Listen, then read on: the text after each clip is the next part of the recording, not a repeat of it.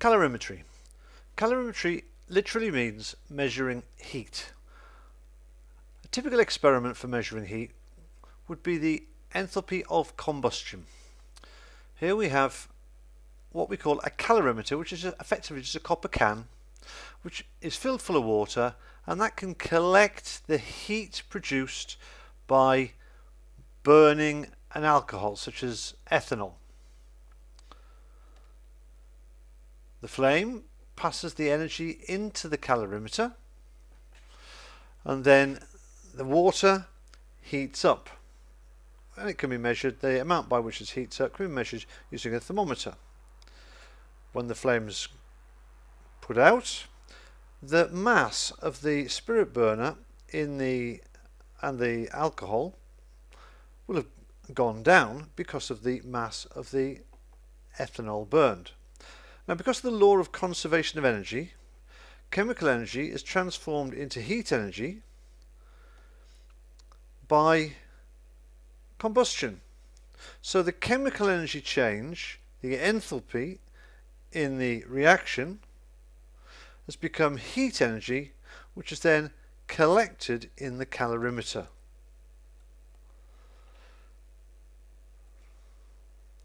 Now, because energy is extensive, that is, the more material reacts, the more energy is either released or absorbed, it means that we can work on a direct proportionality for the energy released and the amount of matter involved in the reaction. However, all substances absorb heat differing amounts. In other words, they respond to the absorption of energy in a different way. And we call this the specific heat capacity. We have a definition which says the amount of energy required to change the temperature of 1 kilogram of substance by 1 degree Celsius is called the specific heat capacity. Water has a specific heat capacity of 4.18 kilojoules per kilogram degree C. So if we had a kilogram of water, we would need 4.18 kilojoules of energy to increase the temperature by 1 degree Celsius. So our calorimetry experiment, our calorimeter, we can determine the energy change by using the relationship the mass times the specific heat capacity times the temperature change in either Kelvin or Celsius. Delta E, the energy change, equals m, the mass of the water being heated, times the specific heat capacity of water times the temperature change of the water will give us the energy change. Now, in order to make sense of it, because all masses of chemicals will have different energy changes, we standardize the energy change and use energy change per mole. In other words, we calculate the value as if 1 mole of energy were burning. 1 mole of ethanol were burning and releasing energy. So what we need to do is we need to divide the energy that we measure in the calorimeter by the number of moles of ethanol that have been burnt for this combustion experiment. And this can be done then by taking the energy and dividing it by the moles of ethanol. The moles of ethanol, of course, is the mass of ethanol divided by the relative mass. And this gives us a typical example. Let's have a look at this example. We're going to use a spirit burner to heat up a sample of water in the calorimeter. We get the following data. The mass of water in the calorimeter, 51.35 grams. So this is the substance that's going to absorb the heat energy released in the reaction. The initial mass of the spirit burner and the final mass of the spirit burner, this shows the mass of the ethanol that has released the energy. And then we look at the temperature change. The temperature changes from 23.2 up to 48.6. In other words, there is an exothermic reaction when ethanol burns, so the heat energy released causes the water to heat up. Then the calculation, delta E is mc delta T.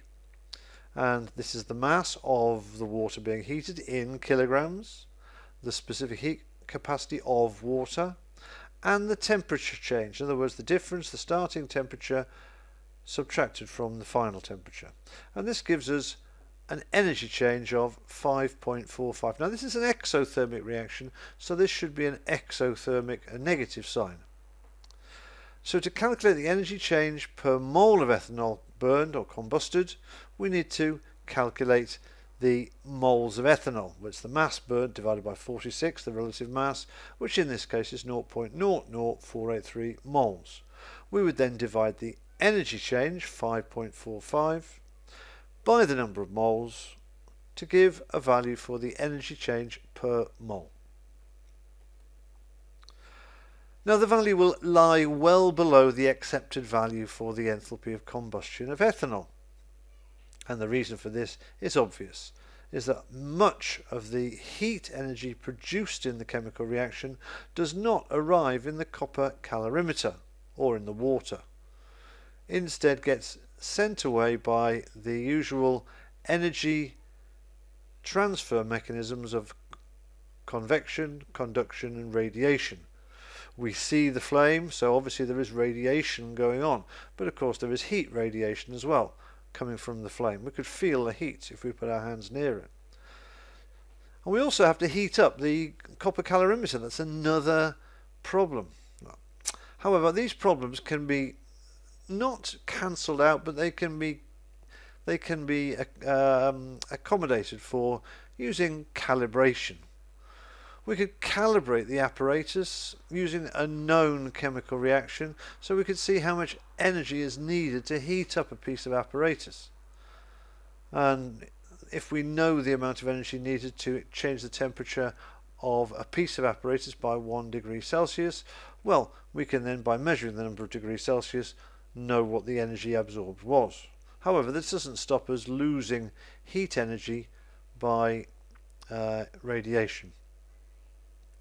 Why does combustion release energy? Well, we have to break the bonds of the ethanol, the fuel, and we have to make new bonds.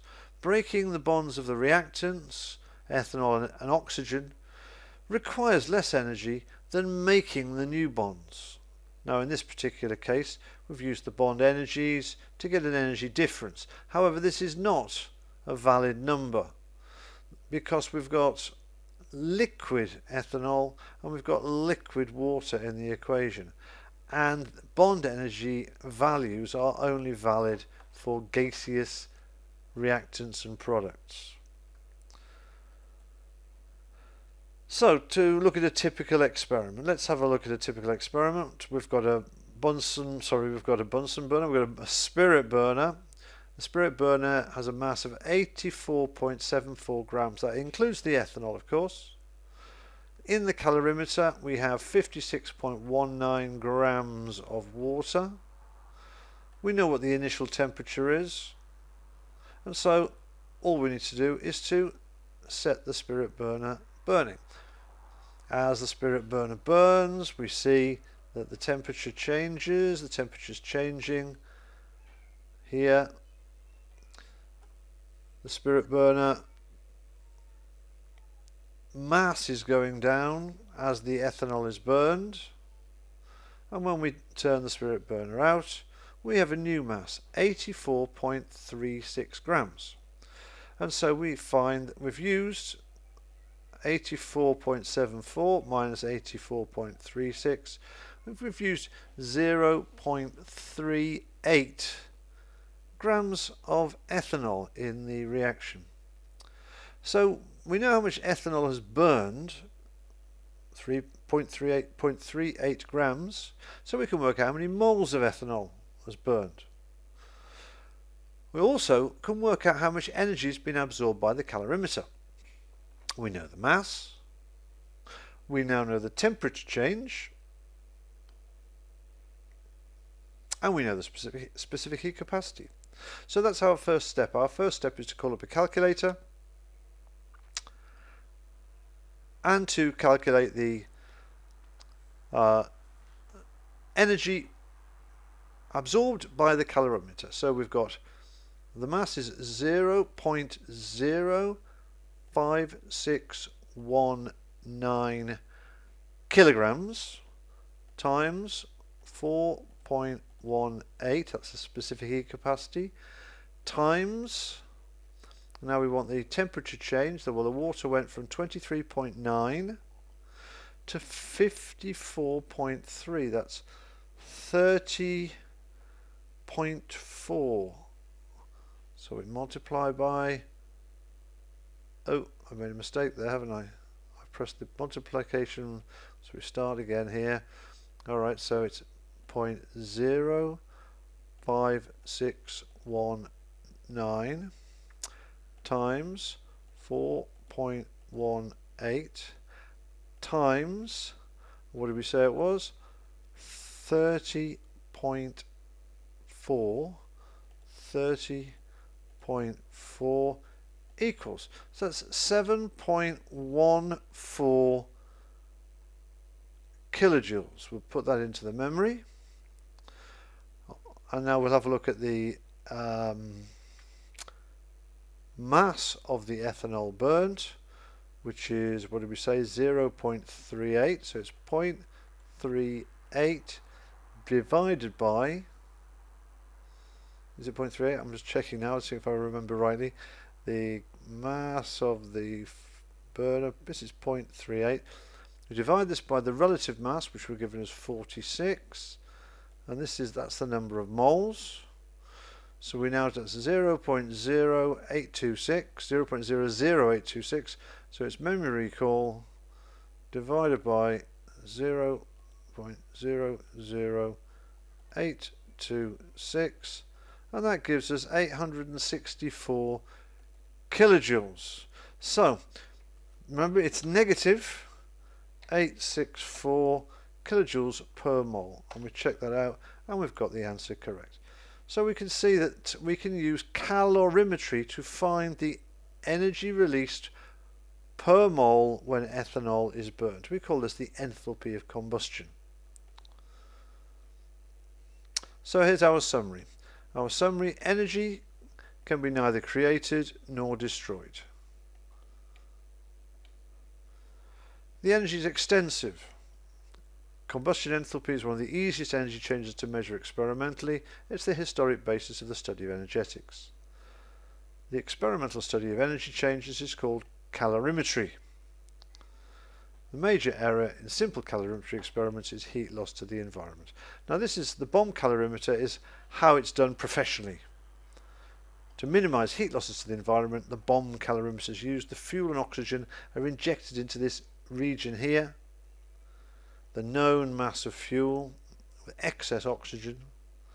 A heating coil applies some heat, they blow, they release lots and lots of energy, and this is absorbed by a known specific or a known heat capacity apparatus called the bomb. And then from the temperature rise here, we can calculate the energy absorbed, and we can subtract the energy that was applied by the heating coil. This is called the bomb calorimeter. Okay, so that's calorimetry, the study of measuring heat in chemical reactions.